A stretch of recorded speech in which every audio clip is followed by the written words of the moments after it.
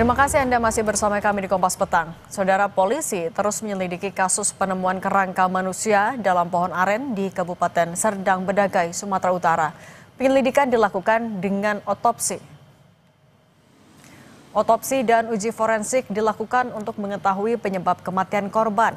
Otopsi dan uji forensik yang dilakukan di Rumah Sakit Bayangkara Medan. Hasil otopsi dan uji forensik diperkirakan keluar 1 hingga 2 pekan ke depan. Selain itu, polisi juga telah memeriksa 8 saksi yang merupakan orang-orang di sekitar lokasi penemuan kerangka manusia.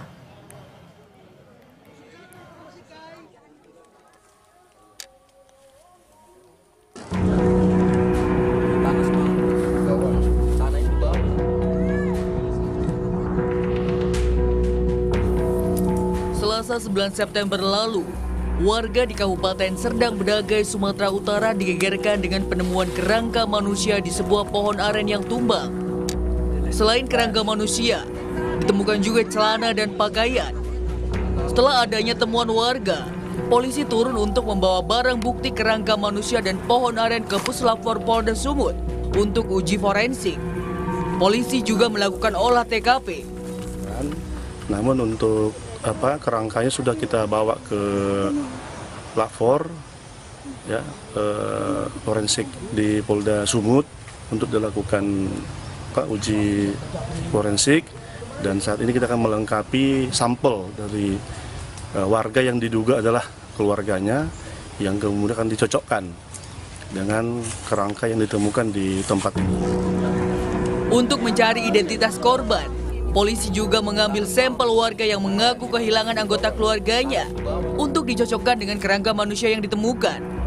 Warga bilang, barang yang ditemukan bersama kerangka manusia mirip dengan barang milik Muhammad Yuda Perwira yang hilang sejak 2023. Kalau kata adik saya, adik korban ini, yang laki-laki, itu katanya barang dia. Apa aja itu, Kak? Itu kayak gelang sama celana, Bang. Kalau handphonenya? Handphone itu ada kawannya juga bilang katanya itu handphone dia. Itu ada ngasih kabar atau apa? Nggak ada, Bang. Sama sekali nggak ada. Kami nyari ke sana kemari, nanya kawan, nanya yang biasa ngajak dia kerja, pun nggak tahu juga, Bang, di mana dia. Kini polisi masih melakukan pemeriksaan kerangka manusia dan memeriksa saksi untuk memastikan identitas korban. Tim Liputan Kompas TV. Penemuan kerangka manusia di Kabupaten Serdang Bedagai, Sumatera Utara hingga kini masih jadi misteri. Kita bahas bersama kriminolog FISIP UI Adrianus Meliala. Prof. Adrianus, selamat petang. Selamat petang, Mbak Sarli. Prof. Adrianus, kalau dari fakta-fakta yang ada, diduga hilang sudah 2 tahun, kemudian pakaian masih lengkap, ada temuan ponsel juga. Anda melihatnya, analisis Anda mengarah ke ada dugaan tindak pidana atau ada kemungkinan lain? Biasanya kalau tidak pidana, khususnya ya mugging atau pembegalan, perampokan, pencurian, maka handphone adalah sesuatu yang paling mungkin untuk diambil karena tadi ya gampang, kecil, dan bernilai dari segi sebagai komoditi. Nah, maka ketika itu masih terdapat pada diri korban, pada diri kerangka ini, maka kemungkinan yang bersangkutan misalnya sebagai contoh kecelakaan, jatuh dan meninggal, bisa juga mungkin kena serangan jantung secara mendadak dan kemudian lalu meninggal, ya, sehingga kemudian lalu semua harta tersebut, semua barang-barang berharga masih ada padanya. Nah, yang menarik adalah bahwa ketika pasti keluarga sudah melaporkan kepada polisi tentang kehilangan keluarga. Nah, masalahnya adalah bahwa selama 2 tahun itu lalu kemudian nasib laporannya itu bagaimana? Sehingga menurut saya ketika ditemukan jenazah ini, mestinya polisi sudah bertindak lebih cepat ya dalam rangka untuk memastikan bahwa orang yang meninggal ini adalah si A atau si B, ya, dan tidak perlu lagi kemudian lalu masih harus mengecek DNA segala dari kerangka ini. Demikian. Tapi kalau melihat kondisi jenazah korban yang kondisinya sudah jadi kerangka, artinya kan itu butuh waktu yang cukup lama. Nah, kalau dari ponsel apakah masih bisa ditelisik isinya maupun juga untuk melihat penyebab kematiannya? Waduh, saya ini bukan ahli digital ya, tapi logikanya sih bisa ya, Mbak, ya, gitu ya, logikanya. Namun saya kira serahkan pada ahlinya.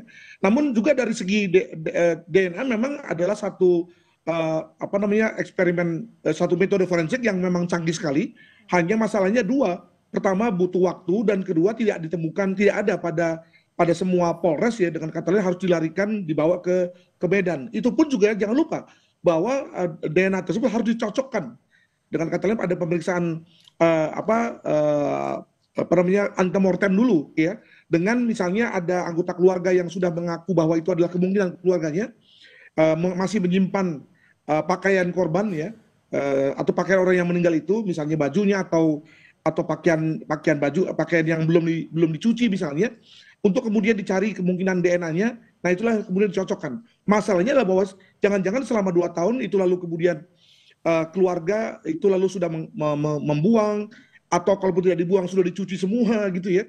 Dengan kata lain lalu DNA korban yang tinggal di buku, di baju misalnya sudah nggak ada. Nah maka akan kesulitan polisi dalam rangka mencari pembandingan antara DNA yang ditemukan di kerangka dengan DNA korban. Demikian.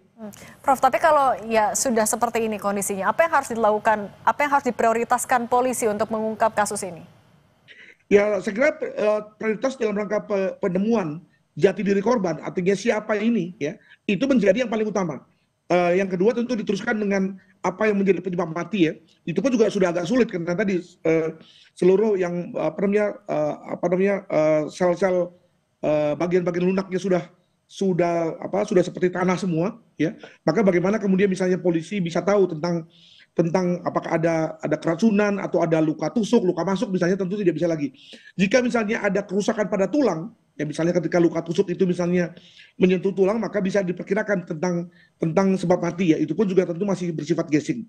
Jadi saya kira pertama-tama yang dikerjakan polisi dengan bantuan Dokpol setempat atau Puslapor setempat adalah memastikan tentang jati diri korban dengan bantuan dari keluarga korban atau keluarga orang yang mengaku kehilangan keluarga ya, melalui misalnya baju atau celana atau yang lain yang bisa kemudian masih merekam DNA korban. Demikian. Tapi kalau melihat juga dari fakta-fakta yang ada sementara ini, Anda melihat menganalisis ini adalah sesuatu kasus yang tidak biasa atau sudah banyak juga contohnya? Saya kira dari segi bahwa ada orang yang ditemukan beberapa lama dalam kondisi seperti ini dan kemudian lalu perlu dicarikan data pembanding ya untuk kemudian memastikan siapa dia, itu cukup biasa. Tapi yang menurut saya tidak biasa adalah bahwa ketika 2 tahun yang lalu kan pasti sudah dilaporkan oleh keluarga tentang tentang bahwa ada anggota keluarganya hilang. Nah di sini kemudian kita bertanya sejauh mana sebetulnya upaya pencarian polisi. Apakah polisi sudah bisa memperkecil lokasi kemungkinan korban hilang misalnya, sehingga sebetulnya ketika korban ini ditemukan, maka sekali lagi saya katakan bahwa mestinya polisi tidak berada dalam situasi seperti kaget, seperti bingung, seperti nggak tahu apa-apa. Nah kita bicara mengenai lah kalau gitu data yang lalu kemana gitu ya.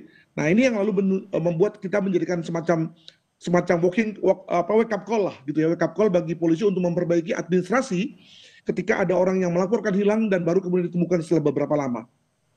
Oke. Nah dalam mengungkap kasus ini, kemudian juga menelisik DNA yang ada, apa yang kemungkinan bisa menjadi kendala dari polisi?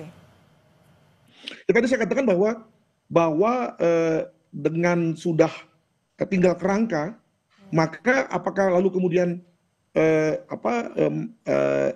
pertama adalah bahwa soft tissue atau kata lain jaringan lunak itu masih ada, yang lalu kemudian bisa diambil DNA-nya, atau dalam hal ini DNA bisa diambil dari tulang. Saya menduga masih bisa diambil dari tulang ya. Tapi juga kemudian timbul masalah baru. Data pembandingnya apa? Ya, kalau misalnya dalam hal ini kita berasumsi bahwa keluarga yang sudah kehilangan anggota keluarga itu, lalu kemudian dalam rangka agar tidak menimbulkan memori buruk ya, lalu kemudian mencuci semua pakaian-pakaian milik anggota keluarganya itu, atau ada yang misalnya membakarnya, atau membuangnya, atau mungkin memberikan kepada orang lain misalnya, maka nggak ada lagi jejaknya. Ya, saya bisa bayangkan misalnya selama 2 tahun juga lalu mungkin kamar yang dihuni korban misalnya, atau kamar belajar, atau meja belajar, atau mungkin hal yang lain yang bersifat privat juga sudah bersih ya, sudah dibersihkan oleh keluarga selama 2 tahun. Maka lalu mungkin menjadi potensi bagi Polri, bagi Puslapor untuk kemudian kesulitan dalam rangka mencari data pembanding. Alhasil kemudian lalu makin sulit bagi kita untuk menemukan siapa sebetulnya korban ini. Apa bisa dibilang artinya kasus ini juga akan bisa lebih kompleks mengingat waktunya sudah ada dalam waktu rentang yang lama? Betul sekali, sehingga kalau kemudian lalu setelah beberapa lama polisi belum bisa memastikan siapa korban ini, maka tentu ya harus dimaklumi dan lalu jangan pula lalu kemudian masyarakat menuding polisi nggak bekerja, polisi apa namanya perlu diinformasi ya. Saya kira sekali lagi amat tergantung pada evidence yang ada dan kemampuan teknologi. Kalau teknologi dari segi DNA canggih banget ya, dan saya yakin bahwa Puslapor di Sumatera Utara di Medan itu masih pasti memiliki mekanisme itu. Tapi sekali lagi kalau data pembanding yang nggak ada, maka bagaimana kita sampai pada kesimpulan bahwa korban yang mati ini adalah si A atau si B. Demikian. Oke, Prof. Adrianus Meliala, terima kasih sudah berbagi pandangan bersama kami. Sehat selalu, Prof. Terima kasih. Kami masih akan kembali dengan informasi lain, Saudara. Tak kunjung dilantik, siapakah Menpora pilihan Prabowo dari sejumlah nama yang mencuat?